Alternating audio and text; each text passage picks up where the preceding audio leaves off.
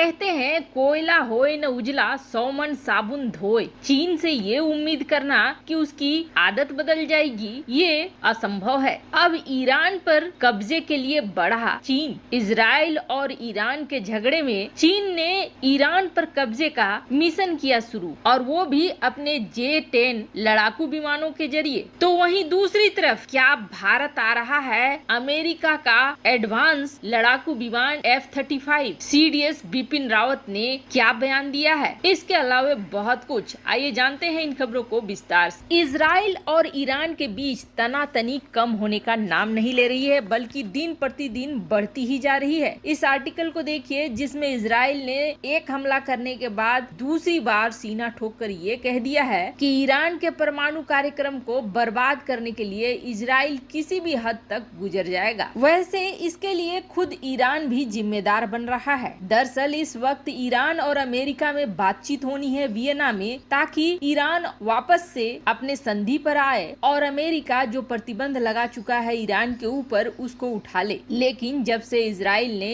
Iran के परमाणु प्रतिष्ठान पर हमला कर दिया और उसके सेंट्रीफ्यूज को नुकसान पहुंचा दिया, तो उसके बाद बौखलाए ईरान ने न सिर्फ संवर्धन यानी कि बम बनाने का प्रोसेस आप मान लीजिए उसको बढ़ाकर 20% नॉर्मल होता है उसको बढ़ाकर 60% कर दिया, जिसका मतलब है कि अब हर हाल में ये एक बम के रूप में तब्दील होएगा। इस हमले के बाद ईरान बिल्कुल पागलों की तरह यूरेनियम का संवर्धन करने में जुट गया है, सिर्फ दुनिया को ये दिखलाने के लिए कि वो परमाणु शक्ति संपन्न बन सकता है। और कहीं न कहीं ये मानिए कि जिस तरह की तैयारी ईरान कर रहा है वो तैयारी इजराइल के खिलाफ ही कर रहा है। एक बार अगर परमाणु बम पूरी तरीके से बन जाता है तो इसका सीधा मतलब है इजराइल पर अटैक हो सकता है ईरान के जरिए। ऐसा ईरान पहले भी कह चुका है और अब ये सिचुएशन धीरे धीरे बढ़ रही है एक बड़े युद्ध की तरफ। अभी तक छोटी छोटी चीजें हो रही है, एक दूसरे पर छोटे छोटे वार हो रहे हैं, लेकिन अब जो ऐलान हो रहा है उसके अनुसार ईरान और इजराइल में एक बड़ा भयंकर युद्ध देखने को मिल जाएगा। अब बात रही कि इजराइल की टेक्नोलॉजी ईरान से कई गुना ज्यादा अच्छी है। इजराइल जो एक साथ 6 देशों को हरा सकता है, उसके हथियारों की ताकत आप समझ सकते हैं। अजरबैजान और आर्मेनिया में उसके छोटे से ड्रोन की ताकत दुनिया ने देखी है, तो अभी तो इजराइल के पास ऐसे कई हथियार हैं जो दुनिया के सामने आए भी नहीं है, वो हथियार कहर ही ढाएंगे। अब ईरान को चाहिए हथियार, और इस वक्त ईरान को हथियार कौन दे सकता है, तो एक ही है जो अभी हाल फिलहाल में उसका साथी बना है और वो है चीन। जहां $400 बिलियन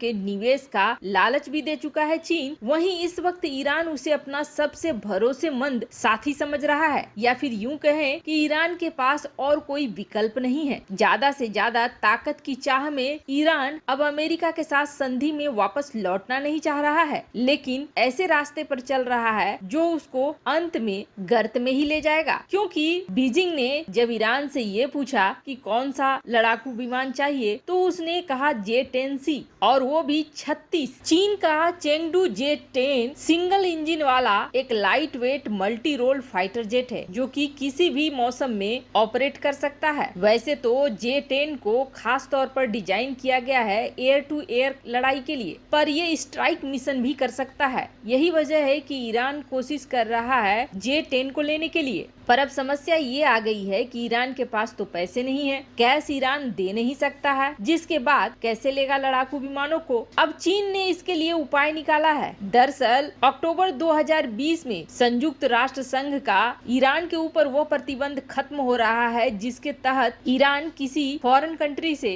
टैंक और फाइटर जेट्स जैसे हथियार नहीं खरीद सकता था। अब इसका फायदा चीन भी उठा रहा है और ईरान के जरूरत को देखते हुए उसने बड़ी शर्त रख दी है। चीन का कहना है अपने ऑयल और नेचुरल गैस हमें दो और लड़ाकू विमान ले जाओ। अब ईरान के पास भी कोई रास्ता नहीं है। वैसे तो ईरान और चीन के बीच 2014 में व्यापार होता था $52 बिलियन का, लेकिन अब ये घटकर $20 बिलियन हो गया है। हालांकि ये प्रतिबंधों की वजह से भी हो सकता है, लेकिन अब जो शर्त ईरान के सामने चीन ने रखी है उसे 2 तरह की हानि होगी। पहली, ईरान को सीखनी चाहिए कि पाकिस्तान ने जो लड़ाकू विमान लिए हैं चीन से वो सारे नाकाम हो रहे हैं और खुद पाकिस्तान के लिए मेंटेनेंस के नाम पर सिरदर्द बन रहे हैं। ऐसे में क्या चीन अपने बेकार और बकवास लड़ाकू विमानों को बेचकर ईरान ईरान से कीमती तेल और नेचुरल गैस लेगा, जिसे फिर वो अपने घर में इस्तेमाल तो करेगा ही, बल्कि इसे बेचकर अच्छी खासी कमाई भी कर लेगा। वैसे कहते हैं ना, घर फूटे गंवार लूटे, ईरान उसी रास्ते पर चल गया है। वहीं दूसरी तरफ क्या भारत आ रहा है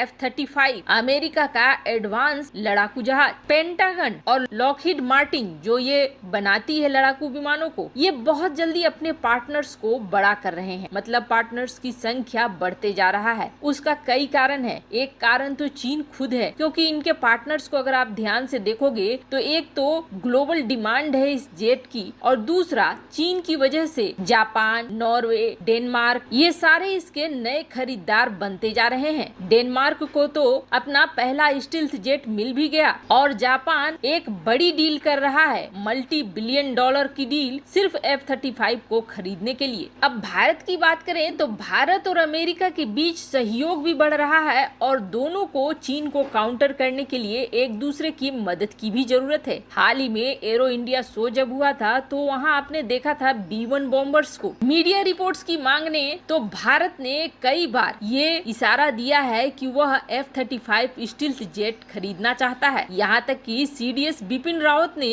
इस बात का खुलासा भी किया कि भारत में इस चीज की चर्चा चलती है कि Bharat American F-35 fighter jets को खरीदना चाहता है, पर आप बता दूं अमेरिका इसकी टेक्नोलॉजी देने को तैयार नहीं है। पर अब कहानी बदलती हुई नजर आ रही है, और अब तो ये भी कहा जा रहा है कि भारत के लिए खास तौर पर एक हाई टेक F-16 वेरिएंट को तैयार किया जा रहा है। पर F-16 वेरिएंट अगर चीन के J-20 और J-31 फाइटर जेट सचमुच 5वीं जनरेशन के हैं जैसा चीन कहता है, तो F-16 उसके लिए काफी नहीं होने वाला है। ऐसे में भारत को चाहिए उसके बराबर का कोई, और इसके बराबर का इस वक्त F-35 फाइटर जेट ही है। जिस तरह की चीन की आक्रामक नीति और उसके हथियार खास करके लड़ाकू विमान हैं, ऐसे में भारत को एक कॉम्बिनेशन चाहिए, और इस कॉम्बिनेशन में जहां कार्गो प्लेन C-130 होनी चाहिए, तो वहीं फाइटर जेट F-35 ही होनी चाहिए, और यही आसमान में चीन के साथ लड़ाई में भारत की मदद कर सकता है। यही वजह है कि अब भारत भी इसे खरीदना चाह रहा है, और अमेरिका भी चीन को काउंटर करने के लिए इसे भारत को देना चाह रहा है। वैसे आपको क्या लगता है, क्या ईरान भी पाकिस्तान और श्रीलंका के रास्ते पर चल पड़ा है और अपनी बर्बादी खुद बुला रहा है? कमेंट कर अपनी राय जरूर बताएं। जल्द मिलते हैं अगले वीडियो में नई खबर के साथ।